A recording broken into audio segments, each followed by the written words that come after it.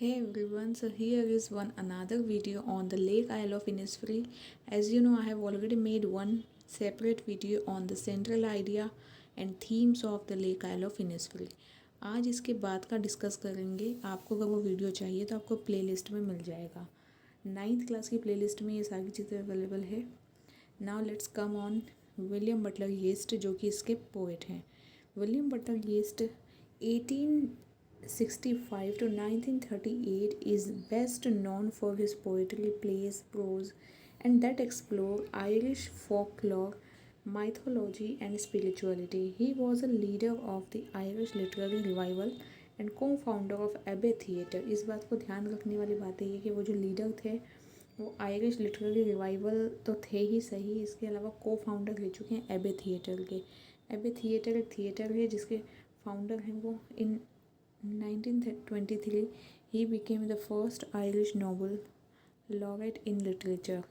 तो इसके अलावा फर्स्ट आयरिश नोबल लॉरेट भी रह चुके हैं। अब आते हैं उनके एक फेमस कोट पे। What man does not understand he fears. जिस चीज़ को कोई इंसान समझ नहीं सकता वो उससे डरता है। And what he fears he tends to destroy.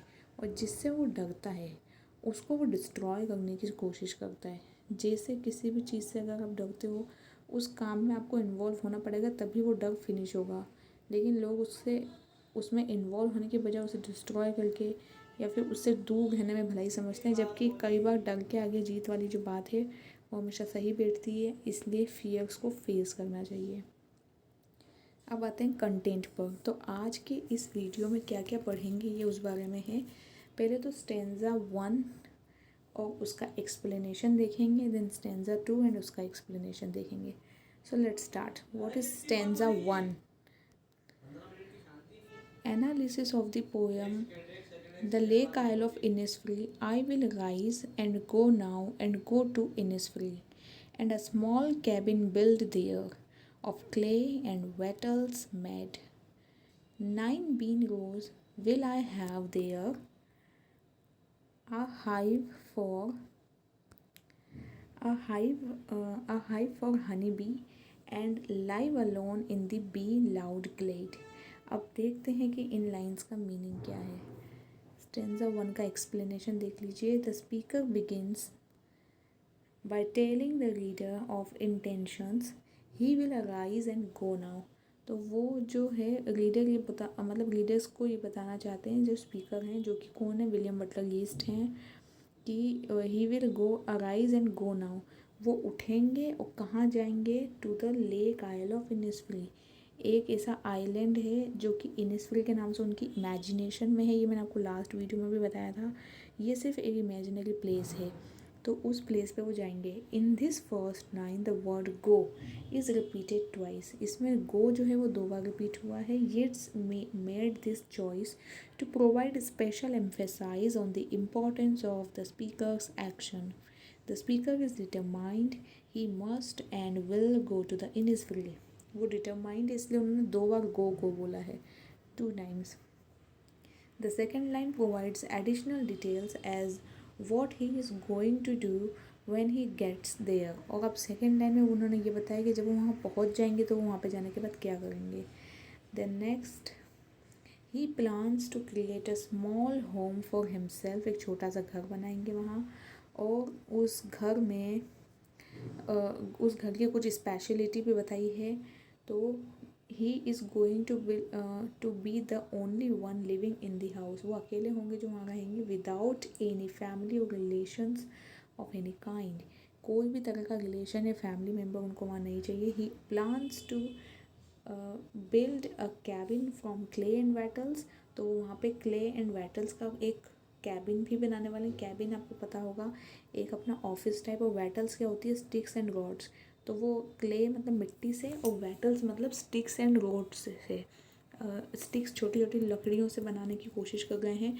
यहाँ पे इन चीज़ों का ही यूज़ इसलिए बताया है क्योंकि अल्टीमेटली उनको ऐसी प्लेस पे जाना है जो कि नेचुरल प्लेस हो, जो कि अभी की भाग दौड़ वाली ज़िंदगी से या फिर जो बड़ी बड़ी इमारतें हैं जिस भी चीज़ों से मजबूती से बनी होती है वैसा कुछ ना हो। सब कुछ टेम्पररी हो, ऐसा कुछ परमानेंट टाइप की प्लेस ऑब्वियसली इमेजिनरी प्लेस है। और कभी भी कोई भी ह्यूमन बीइंग को नेचर जितना अट्रैक्ट करती है उतना कोई चीज़ अट्रैक्ट कर नहीं सकती है। तो नेचुरल चीज़ चाहिए थी उनको, इसलिए उन्होंने वहाँ पे वेटल्स वर्ड और क्ले वर्ड्स यूज़ करे हैं।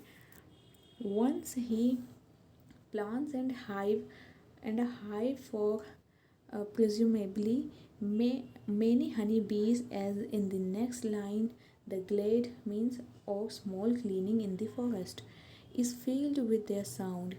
तो जैसे ही वो वहाँ पे उस प्लेस पे इस तरह से रहने के लिए चले जाएंगे तो वहाँ का जो एटमॉस्फेयर, जो कि सराउंडिंग का, जो कि जैसे फॉरेस्ट एरिया होगा, तो हनी बीज़ के लिए एक हाइव बनाएंगे। हाइव मतलब क्या, छत्ता मधुमक्खियों का। अब अच्छा, वैसे तो हनी बी खुद ही क्रिएट करती है, लेकिन उनका ये कहने का मतलब है कि उसे बनाने देंगे और वहीं पे हनी बीज़ के कहने से उन्हें कोई प्रॉब्लम नहीं होगी।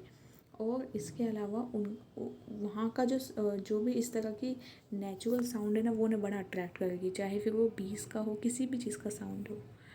Next stanza 2। And I shall have some peace there, for peace comes dropping slow। Okay, next line.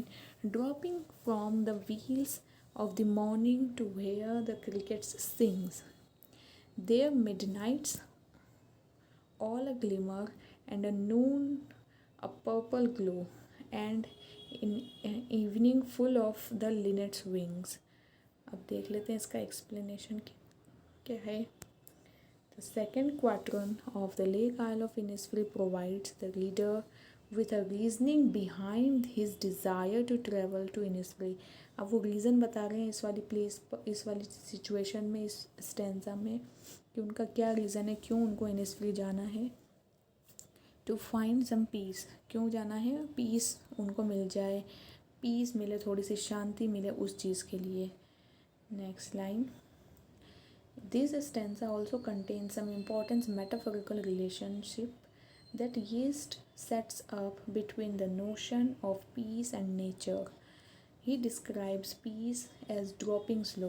तो पीस को वो ड्रॉपिंग स्लो की तरह डिस्क्राइब करते हैं। From the wheels of the morning to the crickets, ये पूरी लाइन इसमें जो बताई है। यीस्ट relates peace to the morning dew. यीस्ट जो है विलियम बटलर यीस्ट, वो मॉर्निंग ड्यू मतलब सुबह की जो ओस होती है, जो फ्लावर्स पे आती है, उससे इसको कनेक्ट करने की कोशिश कर रहे हैं। In the glade he will be surrounded by it. From the leaves on the trees to the grass on the ground where the cricket sings। Continuing on, the poet describes 3 more times of the day and the magical qualities they possess on the Lake Isle of Innisfree। The imaginary calls up sequences that further emphasizes the importance of the daydream to the speaker midnight glimmer। अब जो second है कि emphasise किया है, importance दी है day dream को। Day dream मतलब जो दिन में उनको सपना दिख रहा है ना, ये लेक आइल ऑफ इनिसफिल का, उसको, वो है midnight glimmer. Noon time glows purple and the evening is full of the beating of linnet's wing, a small brown grey finch with a reddish brown breast. Actually linnet's wings यहाँ जो describe किए हैं, वो Lynette एक, जैसा मैंने पहले भी बताया था, लिनेट इज़ अ बर्ड। तो उससे और ज़्यादा ना, ये जो पीसफुल इन्वायरमेंट है और पीसफुल हो जाएगा, ये उनके बोलने का मतलब है। तो all in all this was all in this 2 stanzas। I hope you enjoyed the video. So let's meet in our next video for further details। Maybe in the next and the last video we'll be completing this whole poem as an पूरा जो भी उसका summary रहेगा या detail रहेगी, that I'll let you know। So thank you for now and bye।